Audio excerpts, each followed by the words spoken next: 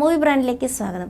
തെന്നിന്ത്യൻ നിരവധി ആരാധകരുള്ള താരമാണ് അജിത്ത്. ആരാധകരുടെ സ്വന്തം തല. നിരവധി ചിത്രങ്ങളിൽ വ്യത്യസ്തങ്ങളായ കഥാപാത്രങ്ങളിലൂടെ എത്തി പ്രേക്ഷക മനസ്സ് സ്വാധീനിക്കാൻ കഴിഞ്ഞ ഈ താരത്തിന് ആരാധകർ ഏറെയാണ്. കാതൽ കോട്ടെ, ദീന തുടങ്ങിയ ആദ്യകാല ചിത്രങ്ങളിലാണ് അജിത് കുമാർ എന്ന നടനെ പ്രേക്ഷകർ സ്നേഹിക്കാൻ ആരംഭിച്ചത്.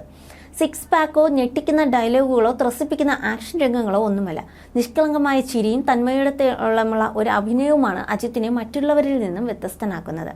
അദ്ദേഹത്തിന്റെ വിശേഷങ്ങളെല്ലാം തന്നെ വളരെ പെട്ടെന്നാണ് വൈറലാകുന്നത്. ഇപ്പോഴിതാ സിനിമാ ചിത്രീകരണത്തിനിടെ നടൻ അജിത് കുമാർ അപകടത്തിൽപ്പെട്ടു. താരം ഓടിച്ചിരുന്ന വാഹനം തലക്കീഴായി മറിഞ്ഞു. അപകടത്തിന്റെ ദൃശ്യങ്ങൾ സോഷ്യൽ മീഡിയയിൽ പ്രചരിക്കുകയാണ്. മകൾ തിരുമേനി ഒരുക്കുന്ന വിടാമുയർച്ചയുടെ ചിത്രീകരണ വേളയിലാണ് സംഭവമെന്നാണ് റിപ്പോർട്ടുകൾ. തലനാരിഴയ്ക്കാണ് ഞങ്ങൾ രക്ഷപ്പെട്ടത്, ദൈവത്തിന് നന്ദി എന്ന ക്യാപ്ഷനോടെ സഹതാരം ആരവാണ് വീഡിയോ പങ്കുവച്ചത്.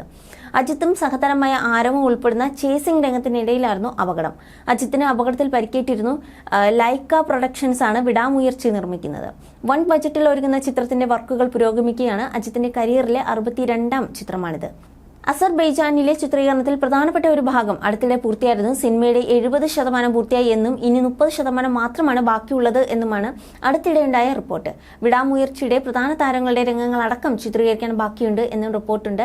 അജിത് നായകനാകുന്ന വിടാമുയർച്ചയുടെ OTT റൈറ്റ്സ് നെറ്റ്ഫ്ലിക്സ് നേടിയപ്പോൾ ഓഡിയോ റൈറ്റ്സ് സോണി മ്യൂസിക് സൗത്തും സാറ്റലൈറ്റ് റൈറ്റ്സ് സൺ TVയുമാണ് എന്ന റിപ്പോർട്ടുണ്ടായിരുന്നു. അജിത്തിന്റെ നായികയായി എത്തുന്നത് തൃഷയാണ്. സംവിധായകൻ മകൾ തിരുമേനിയുടെ പുതിയ ചിത്രമായ വിടാമുയർച്ചയിലൂടെ അജിത്ത് വീണ്ടും തമിഴകത്ത് മുൻനിരയിൽ എത്തും എന്നുമാണ് ട്രേഡ് അനലിസ്റ്റുകളുടെ റിപ്പോർട്ട്. അതേസമയം കുറച്ചു നാളുകൾക്ക് മുമ്പായിരുന്നു അജിത്തിനെ ആശുപത്രിയിൽ പ്രവേശിപ്പിച്ചതായുള്ള വാർത്തകൾ പുറത്തെത്തിയത്. പിന്നാലെ അദ്ദേഹത്തിന് ബ്രെയിൻ ട്യൂമർ ആണ് എന്ന തരത്തിലും വാർത്തകൾ വന്നിരുന്നു. ചെന്നൈയിലെ അപ്പോളോ ഹോസ്റ്റലിലാണ് നടനെ പ്രവേശിപ്പിച്ചിരിക്കുന്നത്. വാർത്തയറിഞ്ഞ് ആരാധകർ ആശുപത്രിയിൽ തടിച്ചുകൂടിയിരുന്നു. പിന്നാലെ 4 മണിക്കൂർ നീണ്ട ശസ്ത്രക്രിയയാണ് കഴിഞ്ഞത്. മധുരയിൽ നിന്നും കേരളത്തിൽ നിന്നും വിദഗ്ധ ഡോക്ടർമാരുടെ സംഘമാണ് ശസ്ത്രക്രിയയ്ക്ക് മേൽനോട്ടം വഹിച്ചിരുന്നത്. എന്നാൽ ഇത് സംബന്ധിച്ച ഔദ്യോഗിക പ്രതികരണങ്ങളൊന്നും തന്നെ വന്നിട്ടില്ല. വാർത്തകൾ വലിയ തോതിൽ പ്രചരിക്കാൻ തുടങ്ങിയതോടെ പ്രതികരണവുമായി അജിത് കുമാറിന്റെ മാനേജറായ സുരേഷ് ചന്ദ്രയും എത്തിയിരുന്നു. സോഷ്യൽ മീഡിയ പ്ലാറ്റ്ഫോമുകളൊന്നും ഉപയോഗിക്കാത്ത അജിത് കുമാറിന് വേണ്ടി മാനേജർ സുരേഷ് ചന്ദ്രയാണ് ആവശ്യ സമയങ്ങളിൽ പ്രതികരണങ്ങൾ അറിയിക്കാറുള്ളത്.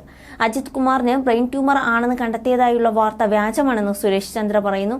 പതിവ് ആരോഗ്യ പരിശോധനകൾക്കിടെ അദ്ദേഹത്തിന്റെ ചെവിക്ക് താഴെ ഒരു നീർവീക്കം കണ്ടെത്തുകയായിരുന്നു. അരമണിക്കൂറിനുള്ളിൽ അത് ചികിത്സിച്ചു. രാത്രി തന്നെ അദ്ദേഹത്തെ ജനറൽ വാർഡിലേക്കും മാറ്റിയിരുന്നു. അപ്പോളോ ആശുപത്രിയിൽ നിന്ന് ഉടനെ അദ്ദേഹം വീട്ടിലേക്ക് പോകുമെന്നായിരുന്നു സുരേഷ് ചന്ദ്ര പറഞ്ഞിരുന്നത്. പിന്നാലെ വൈകാതെ തന്നെ അദ്ദേഹം ഡിസ്ചാർജായി വീട്ടിലേക്ക് മടങ്ങിയിരുന്നു.